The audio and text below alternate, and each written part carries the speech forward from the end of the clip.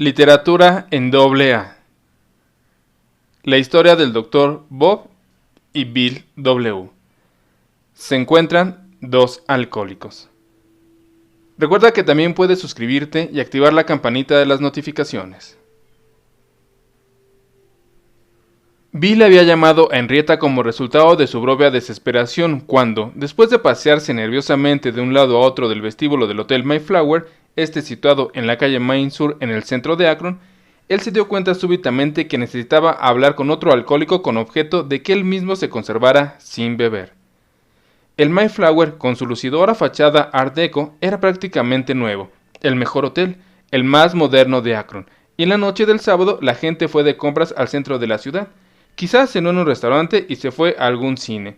En el Rialto se estaba proyectando Roberta con Gene Rogers y Fred Astaire, y en otro cine, Jimin con James Cagney. Esa noche había un aire festivo en el vestíbulo del Mayflower, con la calidez y las risas tentadoras que Bill recordaba que venían del bar. Probablemente el bar estaba inusitadamente lleno y se estaban efectuando muchas fiestas privadas en los apartamentos del hotel, ya que estaban llegando los invitados al baile de mayo que anualmente daba la Hermandad del Hospital Santo Tomás. Pudo haber estado ahí la hermana Ignacia, además del joven doctor Tom Scuderi. Como miembro del personal de apoyo, el Dr. Bob también podría muy bien haber aparecido por ahí si no hubiera estado tomando. En vez de unirse al jolgorio del bar, Bill obtuvo la guía de buscar en el directorio de ministros, estos que estaban en el vestíbulo, y dijo a Henrietta: sucedió una cosa extraña. Apenas miró ahí, puso su dedo en el nombre del Dr. Walter Tunks. Así que Bill llamó al Dr. Tunks y el Dr. Tunks le dio una lista de personas. Una de ellas era Norman Shepard, que era un amigo íntimo mío, y sabía lo que yo estaba intentando hacer por el Dr. Bob. Norman le dijo a Bill: tengo que irme a Nueva York esta noche, pero llame a Henrietta Schilberg, ella se ocupará de usted. Tal como Bill lo describió, primero llamó a 9 personas en la lista de 10, y el de Henrietta era el último. Bill recordó haber conocido una vez a un señor Schilberg, que es anterior presidente de la Goodyear Tie and Rubber Company, suponiendo que esta era su esposa y no podía hacerse el ánimo de llamarla con una súplica así. Pero también recordó Bill, y algo me decía continuamente: mejor llámala. Ya que ella había tenido la oportunidad de enfrentar y trascender otras calamidades, ciertamente que me entendió, dijo Bill. Ella se iba a convertir en un eslabón vital para que sucedieran aquellos fantásticos acontecimientos que estaban a punto de conjuntarse para el nacimiento y desarrollo de nuestra sociedad de AA. De todas las personas cuyo nombre me había dado el servicio al párroco, ella fue la única que se tomó el interés suficiente y quisiera hacerle patente aquí nuestra gratitud perpetua, concluyó Bill. Por supuesto, Henrietta no era la esposa del presidente de la compañía oulera, sino su nuera, y vivía en una residencia anexa a la propiedad de los Schilberg en Portage Path, a corta distancia de la casa de los Smith. Henrietta intentó llevar a su casa a Bob y Ann ese sábado. ¿Podrán venir a ver usted a un amigo de ella, un alcohólico sobrio, que podría ayudar a Bob con su problema de la bebida? En ese momento Bob estaba sin sentido en el piso de arriba, después de haber llevado a casa una gran planta, esto por ser el Día de las Madres. Poniéndola sobre la mesa de la cocina y cayendo al suelo inconsciente, todo lo que Ann y sus hijos pudieron hacer fue llevarlo escaleras arriba. Al principio meramente dijo que creía que le sería imposible ir ese día, pero como recordó el Dr. Bob, Henry era muy persistente, una persona muy decidida. Dijo: oh sí, vengan, sé que a Bob esto le será muy útil. Aún así, Ann no pensó que fuera muy prudente ir ese día, continuó el Dr. Bob. Finalmente, Henry insistió a un grado tal que Ann tuvo que decirle que yo estaba pasando y que estaba fuera de toda capacidad de escuchar cualquier conversación y que sencillamente la visita tenía que ser pospuesta. El domingo, Henrietta llamó otra vez a los Smith. ¿Está Bob en condiciones de venir hoy? No recuerdo alguna vez en que me haya sentido tan mal, pero me simpatizaba mucho Henry, y Ann había dicho que iríamos. Prosiguió Bob. Así que salimos de la casa. En el camino le arranqué a Ann la solemne promesa de que lo máximo que estaríamos tratando este asunto serían 15 minutos. Yo no quería hablar con ese embaucador ni con ningún otro, y lo dejaríamos prácticamente con la palabra en la boca. Dije: ahora estos son los hechos reales. Llegamos ahí a las 5 y eran las 11:15 cuando nos fuimos. Smithy recordó que aunque su padre estaba muy nervioso, no había bebido cuando se fueron en el coche a casa de Henrietta, esto a conocer a este individuo que podría ayudarlo. Por supuesto que yo no estuve en esta reunión, ya que entonces era un muchacho y mamá quería que papá se abriera ante Bill, así que no sé lo que ahí sucedió, aunque recuerdo que Bill se vino a vivir a nuestra casa poco después.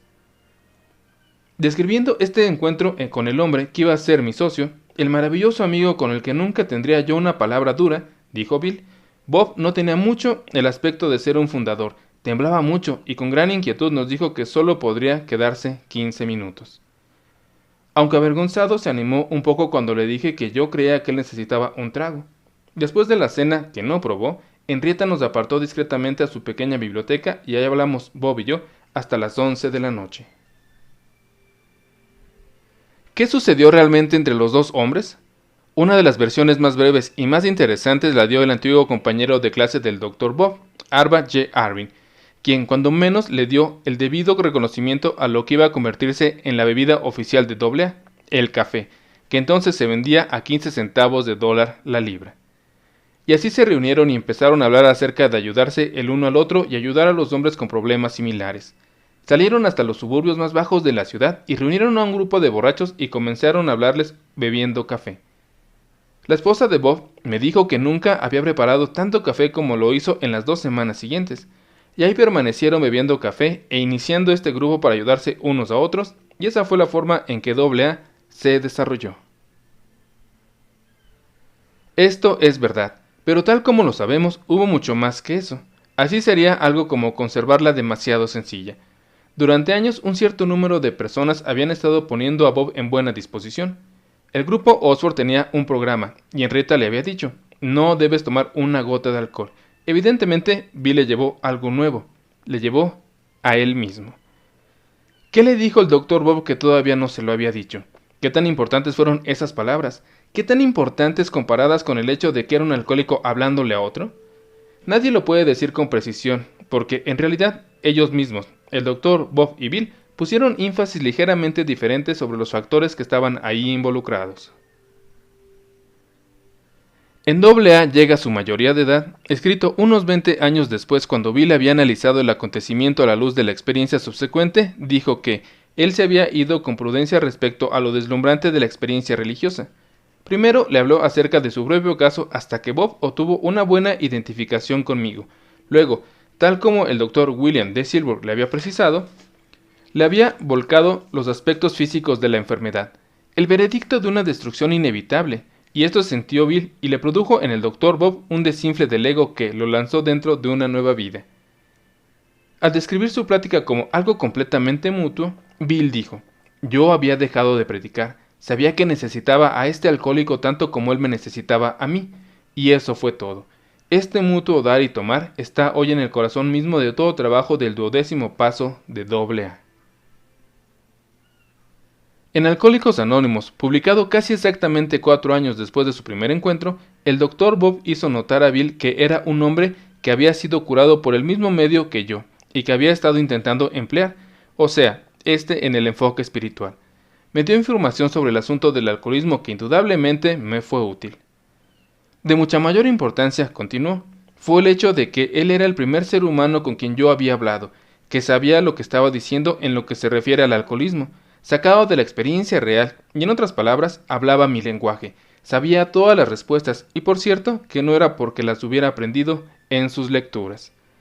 Sea lo que fuere, lo que dijo Bill, y en el curso de unas 5 horas de conversación, tiene que haber añadido todo lo que él haya sabido, pensado o adivinado acerca del alcoholismo y contado la versión larga de su historia, también intentando ser útil.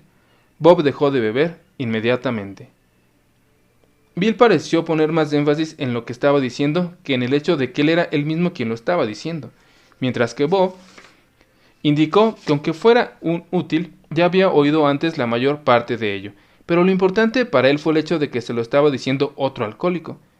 Si William James, Carl Jung y el Dr. Sirwood junto con todos los miembros del grupo Oxford hubieran estado diciéndoselo, habría sido solo otra conferencia. Sue recordó que ella estuvo a la espera de que sus padres llegaran en cualquier momento de la tarde de ese domingo, y no llegaron sino hasta casi la medianoche. Cuando regresaron, su padre parecía más tranquilo de lo que había estado antes, y aunque todavía no se encontraba en buena forma, en conjunto parecía estar mejor. Estaba muy entusiasmado respecto a esa plática contigo, le dijo a Bill. Puedo recordarlo. No habló mucho sobre ella, pero recuerdo que papá dijo que tú parecías haber estado más a gusto con él porque ambos tenían la misma cosa, y también se dio cuenta de que no estaba él solo. Me dijo que simplemente los miembros del grupo Oxford no tenían el mismo tipo de problema. Y tal como lo dijo Bill, la chispa se había encendido. Entonces recordó Bill en una conversación con T. Henry Williams y el grupo se formó aquí, dentro de tu grupo. Y yo pienso que creció rápido porque ustedes trabajaron duro, dijo T. Henry. Teníamos que hacerlo, dijo Bill. Estábamos bajo una tremenda compulsión y nos dimos cuenta de que teníamos que hacer algo por alguien o nosotros en verdad moriríamos. Bill permaneció en Akron, dijo Henrietta. Uno de mis vecinos había visto el cambio en mi vida producido por el grupo Oxford, y yo le llamé y le pedí que arreglara que Bill se quedara en el club, esto en el club campestre, por unas 2 semanas, para que tuviera donde alojarse, ya que yo sabía que a Bill no le quedaba dinero. Estaba terminando mayo, y aunque Bill y el Dr. Bob pueden haberse dado cuenta de que algo muy especial había sucedido entre ellos, no hay la evidencia de que tuvieran alguna idea de su plena significación. Es decir, ninguno de ellos dijo algo así como, bueno, somos los cofundadores de Alcohólicos Anónimos, y mejor comenzamos a escribir los 12 pasos. El Dr. Bob citó otro punto de identificación, la asociación de ambos con el grupo Oxford. Bill en Nueva York durante 5 meses y yo en Akron durante 2 años y medio. Pero había una diferencia importante. Bill había adquirido su idea del servicio, yo no. Esta idea que Bill llevó y que el Dr. Bob nunca olvidó, fue puesta en acción inmediatamente, ya que empezaron a intentar ayudar además a otros borrachos. En una carta a Luis, Bill hizo notar que estaba escribiendo desde el consultorio de uno de sus nuevos amigos. El Dr. Smith, quien tiene mi problema, decía que juntos estaban trabajando para cambiar al que una vez había sido un prominente cirujano y que se había vuelto un borracho espantoso y un perdido. ¿Es concebible que este pueda haber sido el individuo que Betty B. recordó? ¿El doctor que introducía pacientes a la sala de operaciones a mitad de la noche? La carta de Bill estaba fechada en mayo de 1935, y así demuestra que ellos habían comenzado a llevar juntos el mensaje y, a más tardar, dentro de las 2 semanas siguientes a su primer encuentro. En esta carta y otras posteriores a Lois, aunque casuales, Bill hacía fuertes menciones de los Smith, de que habían estado ahí a comer y que habían encontrado que el resto de la familia eran tan excelente como él, y que tenía que salir zumbando a casa del Dr. Smith. En una carta fechada en julio de ese año, Bill describió a Bob y Ann como gente de 10 o 12 años mayores que nosotros. Bill tenía 39 años, mientras que Bob tenía 55. Estas que estaban en peligro de perder su práctica profesional, decía Bill. Aunque aparentemente es muy competente y es un individuo muy popular, te gustarán muchísimo. En otra carta, Bill mencionó que se iban a cambiar a casa de los Smith. También Ann escribió a Luis, quien es su siguiente carta, y se refirió a Bill en esta atención. La señora Smith es muy agradable, le respondió él. Mira, Bob, había estado en el grupo Oxford y tuvo una especie de recaída. Ellos no contaban con nadie que realmente entendiera a los alcohólicos y yo fui utilizado para ayudarlo mucho. Esto según pienso. De acuerdo con Bill, Ann Smith había decidido que necesitaba dar pasos prácticos para proteger la recién encontrada sobriedad de su esposo. Invitó a Bill a vivir con ellos. Ahí puedo vigilar al Dr. Bob y a mí mismo, dijo Bill. La invitación llegó en el momento oportuno, ya que Bill estaba casi en bancarrota, a pesar de haber recibido algún dinero de sus socios de Nueva York, y de que estaba una vez más esperando salir adelante en la pelea de las acciones, que en un principio lo habían llevado a Akron. Durante los 3 meses siguientes viví en esas 2 personas maravillosas, dijo Bill. Siempre creeré que ellos me dieron más de lo que yo les había dado. Cada mañana había una devoción, recordaba Bill, después de un largo silencio en el que ellos esperaban inspiración y guía. Ann leía la Biblia. La versión del Rey Jacobo era nuestra favorita, decía, y leyendo desde su silla en la esquina, concluía suavemente: la fe sin obras está muerta. Esta era una de las citas favoritas de Ann, tanto como este libro del Rey Jacobo era uno de los favoritos entre los primeros AA, al grado que algunos eligieron que el nombre para la fraternidad fuera el Club Jacobo. Sue también recordó aquellos momentos tranquilos por las mañanas cuando se sentaban juntos para leer la Biblia. Posteriormente usaron también El Cuarto de Arriba, una publicación metodista que suministraba un enfoque diario de inspiración, siendo interdominacional en su enfoque. Luego alguien decía una oración, recordó ella. Después de eso se suponía que nosotros mismos dijéramos alguna y entonces permanecíamos callados. Finalmente todos compartimos lo que teníamos o lo que no teníamos. Esto duraba cuando menos media hora y algunas veces se prolongaba tanto como una hora. El joven Smith estaba consciente de que existían las oraciones de la mañana y el tiempo de silencio, pero él no asistía. Estaba demasiado ocupado sacando gasolina con una manguera al coche del papá para poder ir a la escuela superior. Esto recordaba él. Todo eso tenía lugar después del desayuno, en el que cuando estuviste ahí se efectuaba a una hora tan temprana como a las 6. Dijo Sue en su plática con Bill. Tú bajabas ahí en tu bata de baño y nos espantabas el sueño a todos. Te sentabas ahí colgando de esa cafetera mientras que el agua colgaba gota a gota, llenando luego tazas para todos. Estaba más tembloroso entonces, dijo Bill, tembloroso como un infierno. También recuerdo la botella sobre la repisa de la cocina, dijo Sue, para probar que la tentación no estaba ahí. Ah, sí, me había olvidado, dijo Bill. Yo era inflexible en lo de no tener licor en la casa. Decía que teníamos que probar que podías vivir en presencia de licor, así que compré 2 botellas grandes y las puse justo en el aparador, y eso volvió medio loca a Anne por un tiempo. Pero yo no recuerdo que te hayas venido a casa hasta que papá se fue a la convención médica, dijo Sue. Bill respondió, yo ya había empezado a vivir ahí, y él dijo un día, bueno, ¿qué tal si me voy allá a Atlantic City a esta convención?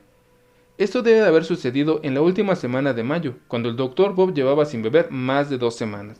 La convención de la American Medical Association comenzó la primera semana de junio y no había faltado a ninguna en 20 años. Oh no, dijo Anne. Esto cuando el Dr. Bob expuso la idea. Con toda su fe, evidentemente ella tenía un lado práctico y algún conocimiento instintivo sobre la mentalidad alcohólica.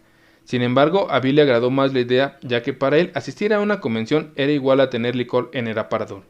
Sentía que los alcohólicos tenían que vivir en un mundo real, con todas sus tentaciones y peligros latentes. Anne no quería aceptar esto, pero finalmente se rindió. El Dr. Bob, que posteriormente recordó que al igual que una sed por el saber, había desarrollado una sed por los escoceses. Empezó a beber todo lo que pudo conseguir tan pronto como abordó el tren para Atlantic City. Al llegar, compró varios litros en el camino al hotel.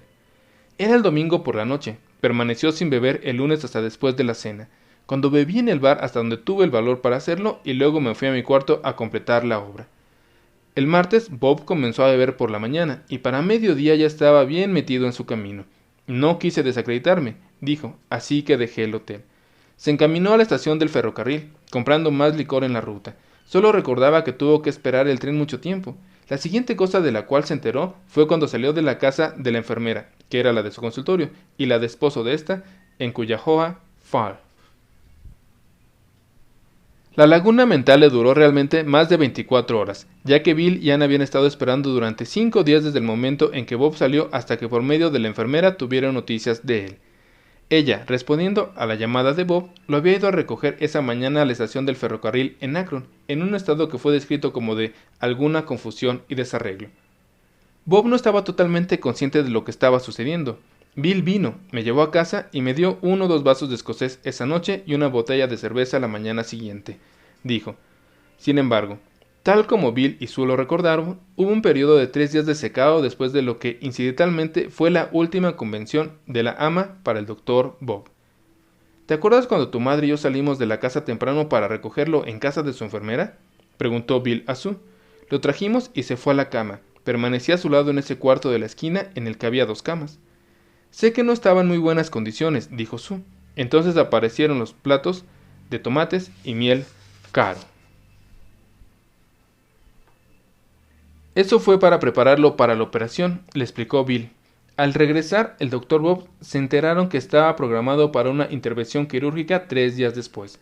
Era una cosa inoportuna, porque si estaba demasiado borracho no podía hacerla, y si estaba demasiado seco estaría demasiado tembloroso.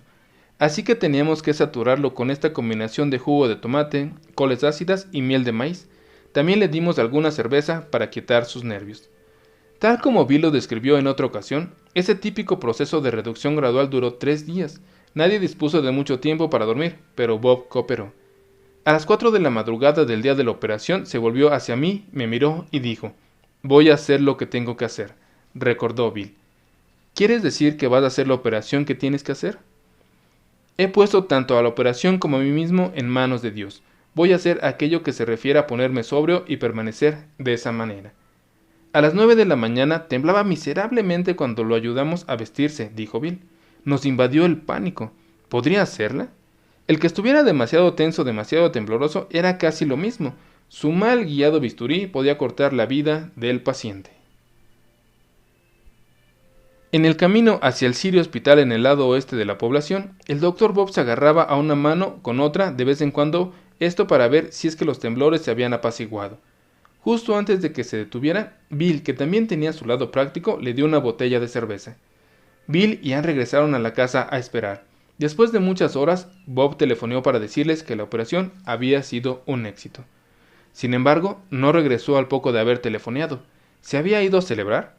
Ann y Bill no tenían idea, solo podían esperar. Finalmente, el Dr. Bob llegó a casa. Había ocupado las horas que siguieron a la operación para hacer reparaciones a los amigos y conocidos de Akron. La botella de cerveza que Bill le dio esa mañana fue el último trago que llegó a tomar.